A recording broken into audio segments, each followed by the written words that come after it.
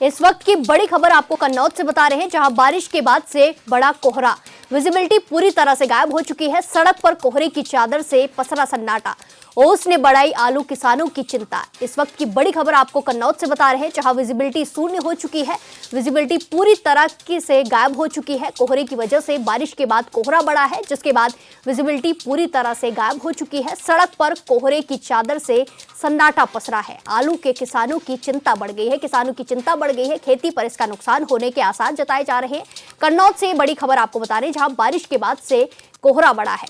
Visibility पूरी तरीके से गायब हो चुकी है। जिस तरीके की आपको तस्वीरें टीवी स्क्रीन पर दिखाई जा रही है, कन्नौज से सामने आ रही है, जहां बारिश के बाद कोहरा बढ़ा है और विजिबिलिटी पूरी तरीके से गायब हो चुकी है, शून्य हो चुकी है। सड़क पर कोहरे की चादर। इस खबर पर ज्यादा जानकारी के लिए हमारे संवाददाता से जुड़ेंगे। जिस तरीके से देखा जा रहा है कि विजिबिलिटी शून्य हो चुकी है, बारिश के बाद कोहरा बढ़ा है, क्या कुछ अपडेट सामने आ रहे हैं और क्या कुछ किसानों की चिंता है? जी, आपको बता दें, आज 90 दिन भी कोहरे का कोहराम दिखाई दे रहा है। इतना ही नहीं, 2 दिन पहले पानी गिरा।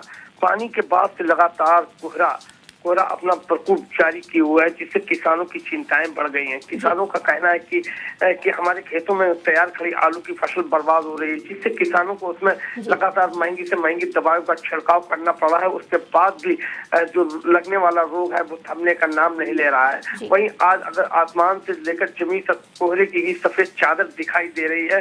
सड़कों पर सन्नाटा पसरा हुआ है। एक आध वाहन जो निकलता है वो लाइट जला के निकल रहा है। जैसे जैसे कोहरा बढ़ता जा रहा है, वैसे किसानों की चिंताएं बढ़ती जा रही हैं। किसानों का ये भी कहना है कि उधार लेके महंगी जो आलू की बीज था उसे खरीदा और खाद खरीदी और अपने फसल तैयार की। अब भगवान का ऐसा कहर जारी है, जो हमारी फसलों में रोग लग रहा है, फसलें आधी अधूरी हो जाएंगी। एक बार फिर हम कर्ज में दब जाएंगे। जी, जिस तरीके से यहाँ पे किसानों की चिंता बढ़ी है, इसी तरीके से सड़कों पर क्या कुछ स्थिति है, क्या कुछ गाड़ियों की रफ्तार है? जी, आपको बताते हैं कि कोहरे जमीन से लेकर आसमान तक कोहरे की चादर, सफेद एक चादर जमी हुई है। वाहन जो निकल रहे हैं तो जितने कीड़े मकोड़ों की तरह रेंगते हुए जा रहे हैं, लाइट का सहारा ले रहे हैं और कहीं कहीं पे वाहन को रोक कर शीशे वगैरह उन्हें साफ भी करना पड़ता है, जिससे कहीं कोई घटना न घटित हो जाए। जी, जिस तरीके से यहाँ पे घना कोहरा छाया हुआ है, तो प्रशासन की ओर से कुछ गाइडलाइन जारी की गई है, विभाग की ओर से कुछ गाइडलाइन जारी की गई है? अगर प्रशासन की बात की जाए तो प्रशासन द्वारा इसके निपटने के लिए प्रशासन ने एक अपील की है कि कोहरा ज्यादा हो तो वाहन बहुत धीमी गति से चलाए, लाइट का भी प्रयोग किया जाए, जिससे कोई दुर्घटना न घटित हो सके। उसके लिए प्रशासन लगातार जागरूक वाहन चालकों को कर रहा है। धन्यवाद रईस, हमारे साथ जानकारी साझा करने के लिए। खबरों में आगे बढ़ते हैं। मकर संक्रांति पर महामंडलेश्वर स्वामी कैलाशानंद गिरी निरंजनी अखाड़े से रथ रूपी वाहन पर सवार होकर सैकड़ों शिष्यों के साथ महासंगम में स्नान करने पहुंचे।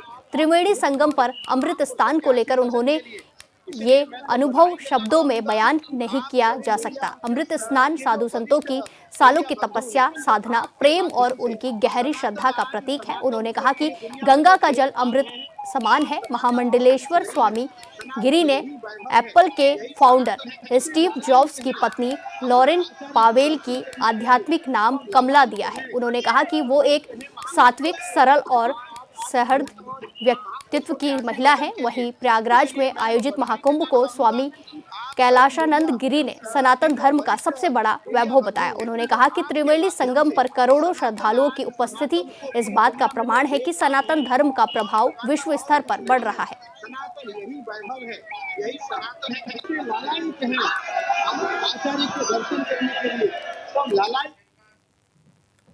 खबर बिजनौर से है। बिजनौर में समाजवादी पार्टी के मुख्य कार्यालय पर सील लगने की प्रक्रिया तेज हो गई है। वहीं जिला प्रशासन ने आज भी तीसरा नोटिस चस्पा किया है, जिससे सपा नेताओं में हड़कंप मच गया। आपको बता दें कि सपा को इससे पहले भी 2 नोटिस दिए जा चुके हैं, जिनका जवाब दाखिल नहीं किया गया है। फिलहाल अब देखना होगा कि क्या सपा अपना ऑफिस बचा पाएगी या नहीं।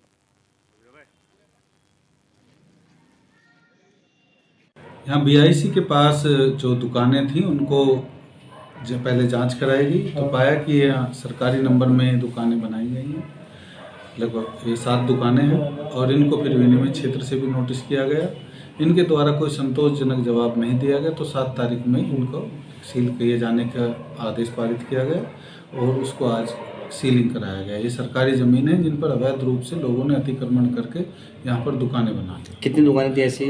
ये 7 दुकानें जी, यहाँ की भी जांच कराई गई, तो इनसे भी पहले इन्हें सुनवाई का अवसर दिया गया था। तो ये संज्ञान में आया कि जो इन्होंने हमें प्रपत्र उपलब्ध कराए हैं और जिस नंबर पे ये काबिज हैं उसमें भिन्नता है कानून में। तो इसलिए इसी संबंध में पूरा नोटिस इनको भेजा जा रहा है, चस्पा भी करा दिया गया है कि आप अपना, चूँकि सरकारी कोठी आता है और इसमें सरकारी संपत्ति है, इसमें पहले जो संज्ञान में आया कि सरकारी बिल्डिंग सीएमओ साहब का ऑफिस भी चलता था, तो इसलिए इनको 15 दिन का अवसर दिया गया है धारा राजस्व संहिता की धारा 136 में कि आप इसे 15 दिन में या तो अपना जो भी पक्ष रखना चाहते हैं, आप किस हक से यहाँ काबिज हैं तो हमें स्पष्ट करें, अन्यथा की दिशा में जो कार्रवाई होगी इसमें राजस्व संहिता के प्रावधान अनुसार सरकारी जो भी प्रावधान दिए हैं उसमें